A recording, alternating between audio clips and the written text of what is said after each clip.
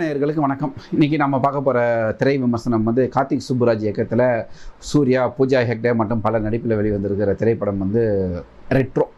இந்த படத்துடைய கதை என்னன்னு சொல்லிட்டு பார்த்தீங்கன்னா, அதுக்கு முன்னாடி ஒரு விஷயம் பார்க்கலாம். இந்த படத்தோட கதையை எழுதுறதுக்கு முன்னாடி நம்ம கார்த்திக் சுப்புராஜ் என்ன பண்ணியிருக்கிறாரு, ஒரு 15-20 ஃபைட்டை வந்து டிசைன் பண்ணிட்டார். இந்த படத்தில் 15-20 ஃபைட் பண்ண போகிறோம், வைக்க போகிறோம். மொத்தமாக படத்தை வந்து ஒரு 2.25 மணி நேரத்துக்கு நம்ம எடுக்கலான்னு பிளான் பண்ணி அதில் ஒரு 15 ஃபைட்டு 20 ஃபைட்டை வச்சிடலான்னு சொல்லிட்டு பிளான் பண்ணுறாரு. இப்போ இந்த 20 சண்டை காட்சிகளுக்கு நடுவில் கதையை கொண்டு வந்து வைக்கணும். அது என்ன கதை செலக்ட் பண்ணியிருக்காருன்னா, கிட்டத்தட்ட அவர் போன படத்தில் எடுத்த ஒரு நம்ம அதான் இது ஜிகர்தண்டா 2 அந்த படத்தோட கதையை வந்து கொஞ்சம் ஆல்ட்ரு பண்ணி அப்படி இப்படின்னு கொண்டு வந்து வச்சிருக்காரு. படத்தோடைய கதை என்னன்னு சொல்லிட்டு பார்த்தீங்கன்னா, நம்ம இவர் ஜோர்ஜ் ஜார்ஜ் வந்து தூத்துக்குடியில் மிகப்பெரிய டான். அவர் வீட்டில் ஒரு வாட்ச்மேன் இருக்கார், வாய் பேச முடியாத ஒரு வாட்ச்மேன். அவர் வந்து இவங்கெல்லாம் ஏதோ ஒரு ஃபங்க்ஷனில் இருக்கும்போது அந்த வாட்ச்மேனை கொண்டுட்டு அந்த வீட்டிலேருந்து ஏதோ கொள்ளடிச்சிட்டு போகிறாங்க. அந்த வாட்ச்மேனுக்கு ஒரு சின்ன குழந்தை இருக்குது. அந்த குழந்தைய வந்து நம்ம ஜோர்ஜ் ஜார்ஜோட மனைவி வந்து என்ன பண்ணுறாங்க, நம்மளே எடுத்து வளர்க்கலாம், நம்மகிட்ட வேலை செஞ்சு வருதானே ஒரு இவ்வளோ வருஷமா, நம்ம இந்த குழந்தைய எடுத்து வளர்க்கலான்னு சொல்கிறாங்க. ஜோர்ஜ் ஜார்ஜ் வந்து வேண்டாம் வெறுப்பா, எவனோ பெற்ற குழந்தைய நம்ம எதுக்கு வளர்க்கணும் அப்படின்ற மாதிரி சொல்லிட்டு ஏதோ வேண்டாம் வெறுப்பாக தான் இருக்கிறார். மனைவியோட ஆசைக்காக இருக்கிறாரு. பையன் வந்து வளர்ந்துக்கிட்டே வரான். பையன் வளர்ந்து வரும்போது ஒரு கட்டத்தில் அம்மா இறந்துடுறாங்க. அம்மா இறக்கும்போது பையன்கிட்ட சத்தியம் வைக்கிறாங்க, நீ எந்த காரணத்தை கொண்டு உங்கள் அப்பா விட்டு பிரிஞ்சு போகக்கூடாது அப்படின்னு சொல்லிட்டு. சரின்னு சொல்லிட்டு பையனும் அதை இது பண்ணுறான். அப்படி மட்டும் வந்துட்டு அப்படியே வளர்ந்து வராரு. ஜோர்ஜ் ஜார்ஜ் வந்து வயசாகுது. இவர் வந்து மிகப்பெரிய ரவுடியாக மாறுறாங்க.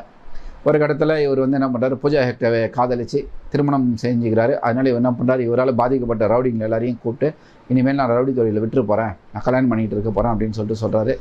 இந்த இடத்துல வந்து கல்யாணம் நடக்கும்போது ஜோர்ஜ் ஜார்ஜ் வராரு. தன்னுடைய பையனுடைய கல்யாணத்துக்கு வந்து என்ன பண்ணுறாரு, அவர் ஏதோ ஒரு பொருள் வந்து சூர்யா வந்து ஒலிக்க வச்சிருப்பார். ஏதோ தங்க மீன் அப்படின்னு சொல்லிட்டு, கோல்டன் ஃபிஷ் அப்படின்னு சொல்லிட்டு சொல்லுவாங்க. அதை வந்து ஒலிக்க வச்சிருப்பார்.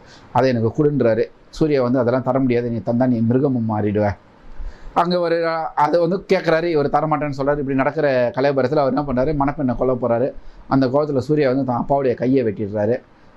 பூஜா ஹெக்டே என்ன பண்ணுறாங்க, நீ எந்த காலத்துக்கும் திருந்த மாட்டேடா அப்படின்னு சொல்லிட்டு சூர்யாவை திட்டிட்டு, நீ ரவுடியாக தான் இருக்க போகிற கடைசி வரைக்கும்னு சொல்லிட்டு தன்னுடைய அப்பாவோட அந்த ஊரை விட்டே போயிடுறாங்க. சூர்யாவை ஜெயிலில் போட்டுடுறாங்க. ஜெயிலில் போய் என்ன பண்ணுறாரு, அங்கே ஒரு ஃபைட்டு, இந்த மாதிரி ஃபைட்டு போது அம்மட்டுக்கு அங்கேருந்து யாரோ ஒருத்தர் ஏலம் எடுக்கிறாங்க. அதாவது என்னென்னா, மனித சண்டை நடத்தி அதில் வந்து பணம் சம்பாதிக்கிற ஒரு கும்பல் வந்து சூர்யாவை ஏலம் எடுக்கிறாங்க. அது மூலிமா என்ன பண்ணுறாரு, அதுக்குள்ளே ஒரு 5 வருஷம் ஆகிடுது. 5 வருஷத்தில் நம்ம பூஜா ஹெக்டே வந்து அந்தமான் பக்கத்தில் போயிட்டு ஒரு அவங்க வந்து கால்நடை டாக்டர், அங்கே போய்ட்டு ஒரு கால்நடை மருத்துவமனை வச்சுட்டு இருக்காங்க. ஒரு சின்ன தீவில் வந்து அவங்க வந்து சேவை பண்ணிகிட்டு இருக்காங்க, ஒரு என்ஜிஓ மூலிமான்னு கேள்விப்பட்டு அந்த தீவு கிளம்பி போகிறார். நான் தெரிஞ்சுட்டு சொல்லிட்டு கிளம்பி போகிறதுக்கு இவர் யூஸ் பண்ணுற என்னன்னாக்கா, அந்த இவர் ஜெயிலில் இருக்கும்போது அங்கே வந்து லாஃபிங் தெரப்பி கொடுக்கறதுக்கு வர டாக்டர் வந்து நம்ம ஜெயராமை கடத்தி வச்சு, நம்ம வந்து அந்த தீவுக்கு போகிறோம், நான் டாக்டரை நடிக்க போகிறேன், நீ எனக்கு கம்பவுண்டராக நடி, நான் போய் அந்த பொண்ணை மறுபடியும் பார்த்து பேசி நான் கல்யாணம் பண்ணிக்க போகிறேன்னு சொல்லிட்டு மிரட்டி கூப்பிட்டு போகிறாரு ஜெயராமை. அங்கே போய் என்ன நடக்குதுன்றது தான் கதை. அதுக்கு மேலே அங்கே போனால் அவருடைய ஃப்ளாஷ்பேக் அது இதனாலாம் வருது. கிளைமேக்ஸில் வந்து இவர் வந்து அங்கே இருக்கிற அடிமை ஜனங்களுக்கு வந்து இவர் வந்து எப்படி சுதந்திரம் வாங்கி தராரு. அங்கே ஒரு மன்னர் பரம்பரை இருக்குது, அது என்ன நாசர், அவருக்கு ஒரு பையன் இருக்கான், செம்ம சைக்கோ. அவன் என்ன பண்ணுறான், ஜனங்களெல்லாம் அடிக்க விட்டு, அதான் நம்ம கிளாடியேட்டரில் படத்தில் வர மாதிரி 2 கும்பலை மோத வருது, அதில் ஏன் ஜெயிக்கிறான், ஏன் தோக்கறன்னு தூக்கி முதலைக்கு போகிறது, இந்த மாதிரி ஒரு சைக்கோ. அதுக்குள்ளே சூர்யா போயிட்டு அப்படி இப்படின்னு ஏதோ செஞ்சு அந்த கடைசியில் பார்த்தா அந்த கும்பலில் இருக்கிற ஒருத்தருடைய பையன் தான் சூர்யா.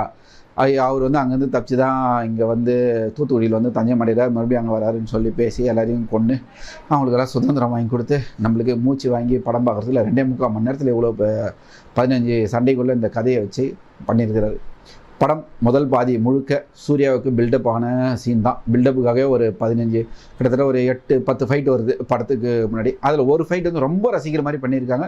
சூர்யாவை ரொம்ப பிடிச்சிருக்கு. அந்த கல்யாண மண்டபத்துக்குள்ளே ஃபைட் பண்ணும்போது சிங்கிள் ஷாட்டில் சமையல் ரூமில் இருந்து டைனிங் ஹால் வர்றது, டைனிங் ஹால்லேருந்து இன்னொரு ஒரு ரூமுக்கு வருது, தன்னுடைய அப்பாவோட ஃபைட்டை ரொம்ப மெனக்கெட்டு பண்ணியிருக்காங்க. ரொம்ப ரசிக்கிற மாதிரியும் பண்ணியிருக்காரு சூர்யா. அந்த ஃபைட் வந்து உண்மையிலே நம்மளுக்கு ரொம்ப பிடிச்சிருக்கு. சூர்யாவோட அந்த ஒரு லுக்கு எல்லாமே நல்லாயிருக்கு. ஆனால் அதுக்காக அடுத்தடுத்து 5 நிமிஷத்துக்கு ஒரு ஃபைட் வச்சா நம்ம எப்படி தான் ரசிக்கிறது.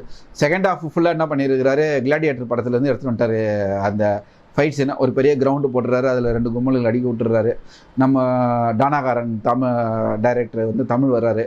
அவர் ஏதோ ஜூனியர் ஆர்டிஸ்ட் மாதிரி வராரு. நாசருக்கு டைலாக்கே கிடையாது. இந்த மாதிரி படத்தில் நிறைய பேர் இருக்காங்க. சூர்யா தெளிவாக சொல்லியிருக்காரு, இந்த படத்தில் என்னை தவிர வேறு யாருமே பேசக்கூடாது, நான் மட்டும் தான் படம் முடிய வரைக்கும் பேசணும்னு சொல்லிட்டு இருப்பார் போல இருக்குது டைரக்டர்கிட்ட. அதனால் சூர்யா மட்டுமே படம் ஃபுல்லாக பேசிகிட்டு இருக்காரு. பூஜா ஹெக்டே வேஸ்ட் பண்ணியிருக்காங்க. 4 சீனில் லவ் பண்ணுறாங்க, அது மாதிரி இங்கே வராங்க, அழுகுறாங்க, போகிறாங்க, வராங்க, இவ்வளோதான் விஷயம். சூர்யா வந்து ரொம்ப நாள் கழிச்சு கங்குவா வந்து மிகப்பெரிய தோல்வி அடைஞ்ச பிறகு இந்த படத்தை ரொம்ப எதிர்பார்த்துருக்கிறாரு. இன்னும் கொஞ்சம் மெனக்கெட்டு இருந்தால் கண்டிப்பாக கார்த்திக் சுப்புராஜ் கூட சேர்ந்து மிகப்பெரிய வெற்றி கொடுத்துருக்கலாம். ஆனால் இதுலேயும் கோட்டை விடுறது நோக்கி தான் போயிட்டு இருக்கார். ஏன்னா படம் வந்து என்னை பொறுத்த வரைக்கும் ஆவரேஜுக்கு கீழே தான் நிற்குது. ஒரு மிகப்பெரிய வெற்றி அடையுமான்றது ரொம்ப சந்தேகமாக இருக்குது.